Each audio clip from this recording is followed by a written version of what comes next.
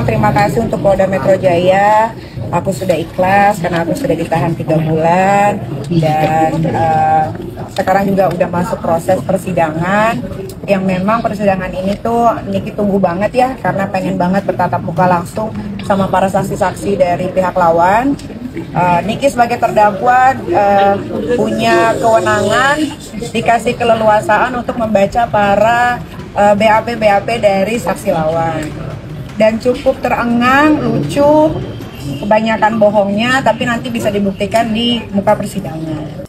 Bismillahirrahmanirrahim. Assalamualaikum warahmatullahi wabarakatuh. Pemirsa Reben, hari ini adalah momen spesial di mana kita akan mengupas lebih dalam tentang perkembangan kasus dari artis kita yang fenomenal, yaitu NN, dan juga bagaimana kelanjutan kasusnya. Dan tentunya kita akan kupas tuntas dalam Reben Index.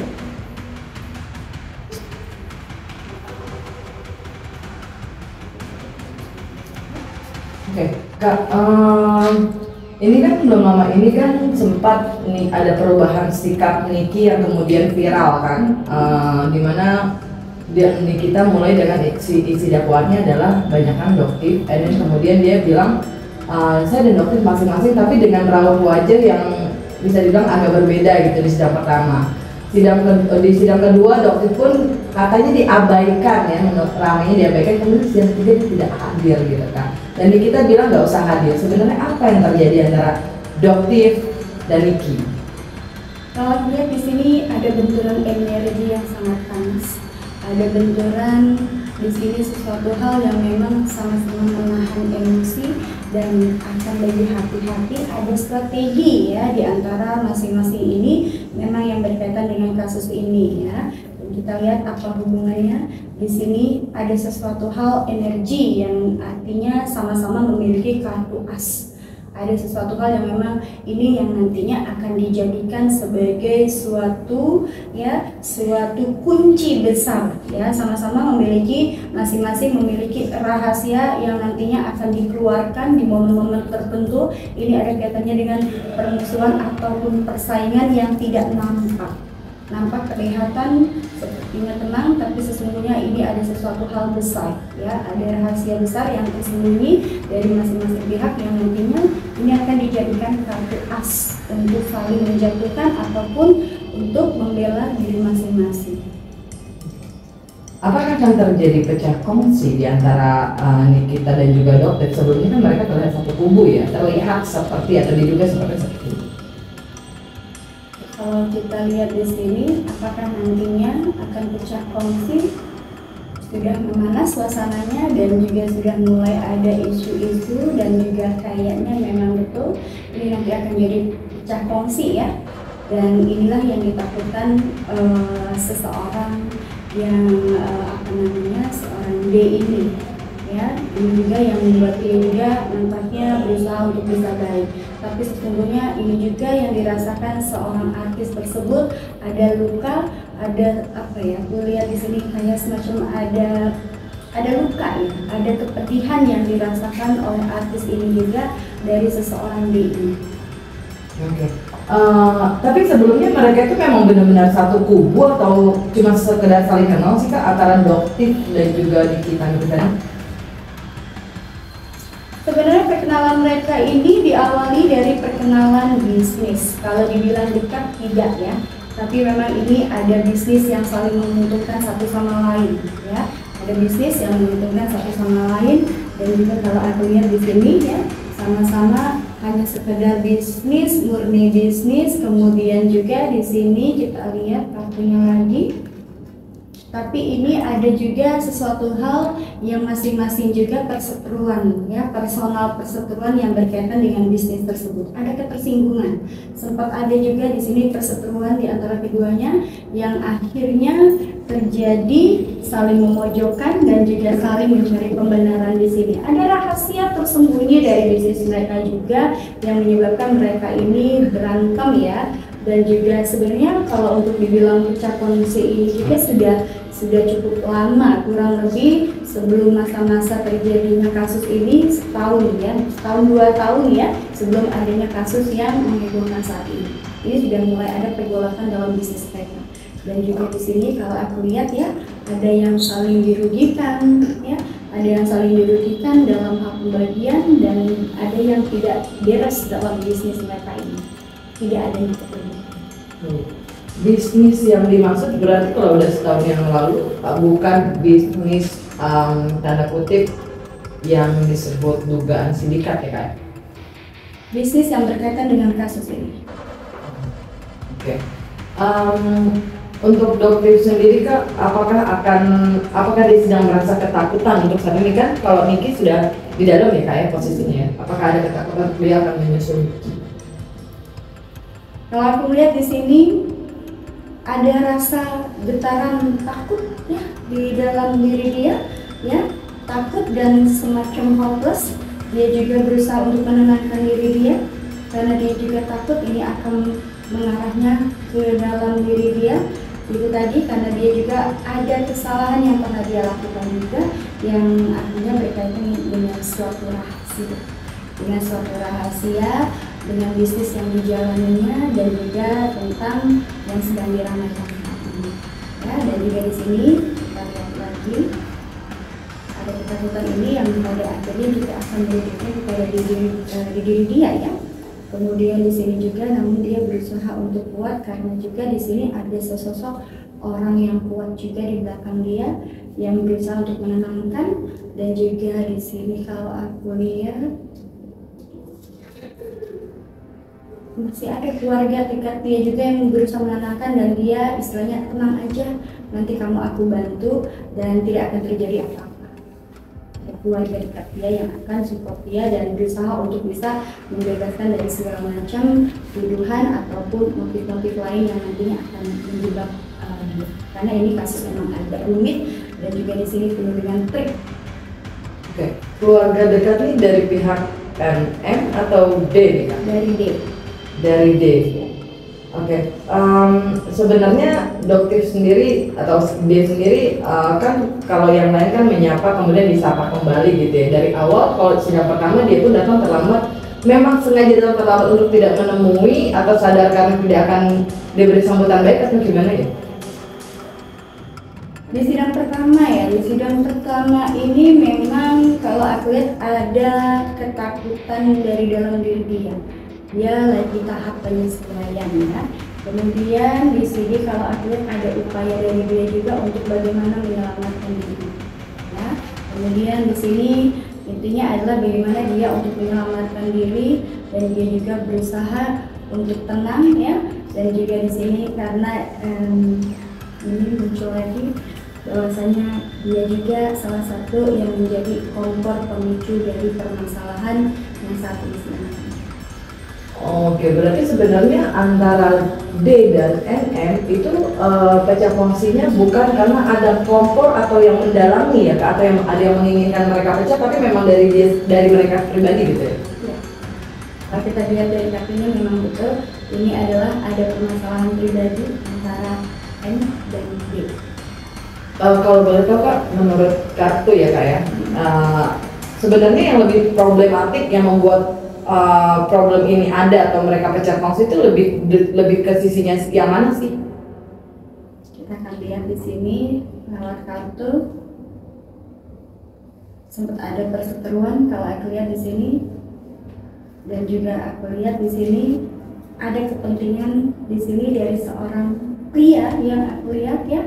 Pria ini juga yang ngomporin nih ya, diawali dari kepentingan yang menguntungkan, keuntungan yang besar dari seorang pria yang menjanjikan kepada seorang D, sehingga seorang D ini bagaimana caranya ya untuk bisa memiliki ide-ide tertentu yang pada akhirnya kepentingannya adalah keuntungan yang dijanjikan, dan pada akhirnya seorang D ini juga ya aku lihat di sini mencari cara bagaimana supaya dia akan menghasilkan menguntungkan lebih besar dari yang dia dapatkan untuk saat ini.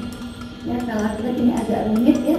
Sesungguhnya kepentingannya adalah di balik kasus yang terjadi, pertikaian yang terjadi antara NM sama D ini jika ada seseorang di belakang dia, seorang pria juga yang memiliki profesi yang sama dengan D ini, yang menjadi pemicunya alih-alih menawarkan kerjasama yang sangat menguntungkan terhadap D, kemudian ini juga menjadi pemikiran seorang D untuk mendapatkan keuntungan, kalau bisa keuntungannya sana sini oke.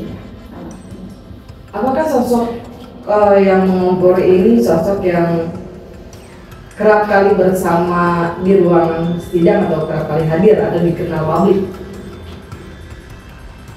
Seorang ini adalah yang memiliki profesi yang sama, dia juga seorang yang memiliki bisnis yang sama. Sahabat mereka juga? Kalau dibilang sahabat tidak terlalu dekat, tapi ini lebih dekatnya kepada seorang D. Oh, berarti lebih bersahabat dengan si D ya kak ya, bukan NM-nya ya kak ya? Untuk Doktif sendiri, apakah NM sendiri, apakah dia akan akhirnya membuka suara yang yang membuat dirinya ya udah dia juga masuk, misalkan gitu ya kak, dugaan gitu, akan terjadi seperti itu? Untuk saat ini kalau aku lihat ya diam ya, dia saat ini masih mengamati situasi dan dia masih pegang kartu as yang memang dia sedang menelusuri juga ya, karena seorang NM ini tidaklah bodoh, dia sangat cerdik dan pintar, dia juga disupport oleh orang-orang yang terdekat dia untuk menyelidiki kasus ini. Jadi diamnya dia bukan diam saja tidak ada usaha, tapi dia juga sudah ada beberapa orang yang akan menyelidiki kasus ini, walaupun dia di dalam, tapi dia juga memiliki orang di luar sana yang nampaknya juga akan sangat dijadikan bahan pembuktian tentang kasus ini. Dan nanti juga akan muncul nih, kalau aku lihat 4 orang yang nantinya akan dijadikan sebagai tersangka atau pratersangka ya, yang akan dimintai keterangan ya. Dan ini juga lagi masih tahap aku bilang mencari bukti-bukti yang kuat, karena untuk saat ini aku lihat buktinya kurang lengkap dan masih ada membutuhkan beberapa informasi dan bukti lagi untuk dijadikan sebagai bukti kuat dan sebagai kartu as bagi seorang M. Oke. Di sidang berikutnya Doktif akan menjadi adalah agenda saksi gitu ya. Nah, kabarnya Doktif akan menjadi saksi, kabarnya ya kak gitu kan. Apakah Doktif nanti kalau memang dijadikan saksi akan menyelamatkan diri kemudian lempar badan, atau akan sesuai gitu, atau seperti apa? Untuk seorang D ini kalau aku lihat ya, dia sudah mulai agak ketakutan ya.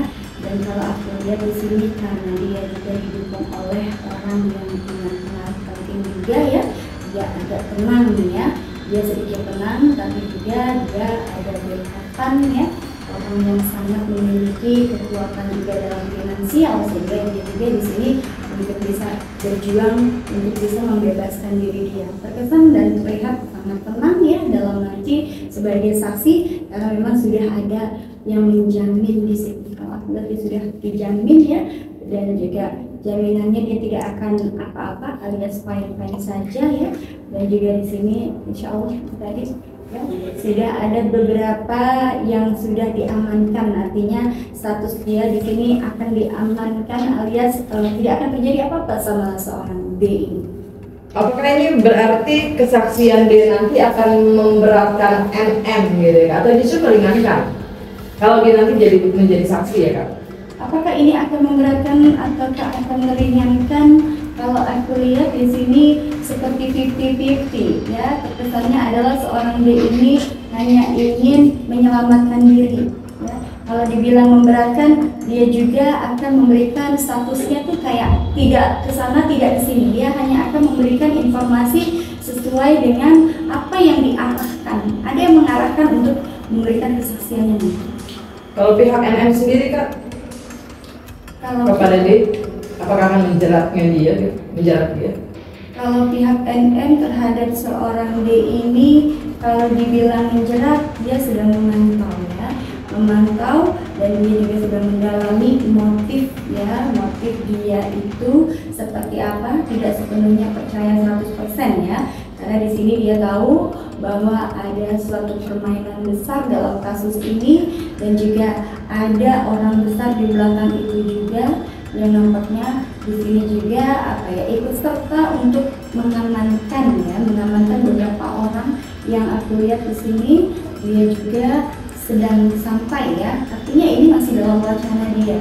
Kalau dibilang apakah akan menyerang, dia juga masih berpikir untuk bisa menyerang atau menetapkan seorang D ini untuk sebagai tersangka. Dia juga sedang mencari tahu ya, dan kayaknya ini juga dia ada tekanan besar juga ya dari seorang N ini, sehingga dia memilih untuk bilang yang dia maksud memilih D yang N. Oh. Ya, jadi ada tekanan besar juga yang dilakukan seseorang terhadap N ini, sehingga ya untuk menyelamatkan diri dia ya, secara kalau di dalam itu kan memang banyak sekali tekanan-tekanan ya, apalagi posisinya sudah sekarang di dalam. Jadi dia memilih tenang, diam ya, tidak bereaksi apa-apa dan membiarkan itu terjadi ya atas tuduhan-tuduhan itu, karena memang ada tekanan dari orang tua. Ini yang disebut tadi yang menjamin si D itu bukan sih Kak? Yes. Oke. Ada nggak sih Kak merasa dijebak oleh si D gitu, karena D ini tidak masuk, begitu pun sebaliknya, ada nggak rasa terjebak D terhadap RM gitu? Kalau aku bilang di sini adakah merasa terjebak atau tidak, tentunya ini juga ya, masing-masing memiliki kecurigaan dan masing-masing juga di sini, terutama N ya, di sini adalah aku lihat N ini yang lebih tertekan, dan juga N ini juga yang aku lihat di sini dalam jebakan ya, rencana seseorang. Seseorang ini dari kubu D atau dari kubu luar Kak? Dari kubu luar. Ya, kubu luar yang di sini juga pada akhirnya ya dari kubu luar masuk ke dalam D ya, dengan itu tadi ya, dengan imbalan bahwa nanti bisnis ini akan berkembang lebih besar dan besar dengan keuntungan yang besar juga. Kubu seterus sendiri Kak itu juga menginginkan D masuk gitu kan? Apakah dari kubu serangan si kubu setor itu yang justru membuat si D bisa masuk atau gimana? Dari kubu sebelah ya, dari kubu sebelah kalau aku lihat juga di sini, ini adalah sebenarnya mereka kerjasama. Ya, jadi kalau D dengan kubu sebelah ini yaitu tadi D ini posisinya adalah sebagai, aku bilang apa ya, dibilang pancingan atau sebagai dia pro sana tapi pura-pura pro sini.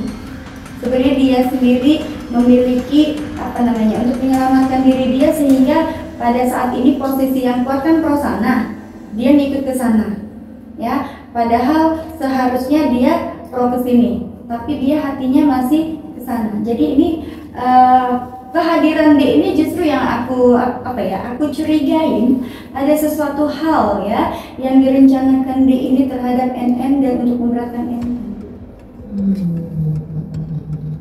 Baca lagi tuh. Langsung itu aja.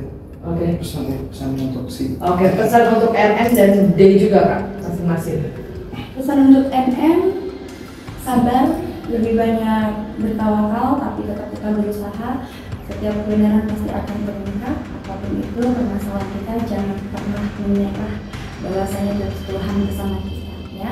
Terus berusaha, mudah-mudahan dengan adanya kasus ini akan jauh lebih hati-hati lagi, dan kemudian kedepannya juga akan lebih istiqomah dan lebih berpasrah diri ya, kemudian lebih mendekatkan diri kepada Tuhan ya, agar kita terhindar dari berbagai masalah. Kemudian juga ada hati-hati dalam berbisnis dan juga terutama dalam ucapan. Kalau untuk D, apapun itu keadaannya saat ini, berusaha untuk bijaksana. Jangan hanya demi kepentingan sendiri mengorbankan kawan ataupun rekan bisnis. Jadilah diri sendiri dan juga tetap rendah hati, serta harus lebih bijaksana.